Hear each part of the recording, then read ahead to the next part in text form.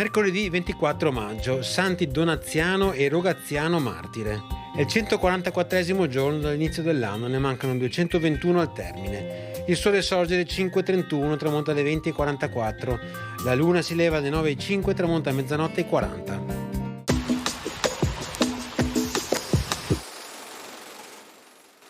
Si mettono all'asta a Venezia gli oggetti d'arte, mobili, quadri, armi e gioielli già appartenenti al doge Francesco Morosini, detto il Peloponnesiaco. L'asta suscita interesse mondiale, gli acquirenti giungono dall'Olanda, Francia, Inghilterra, Russia e America. Il ricavato netto è di circa 800.000 lire, delle quali 100.000 sborsate dal comune di Venezia, che ha provveduto all'acquisto in blocco della biblioteca e dell'armeria del doge.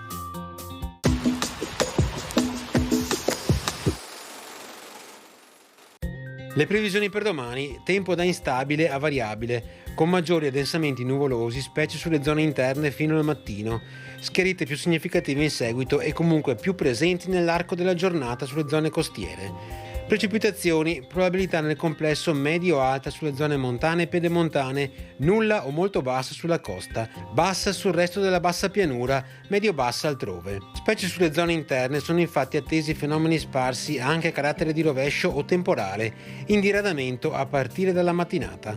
Temperature subiranno in quota un aumento al più moderato, altrove contenute variazioni di carattere locale.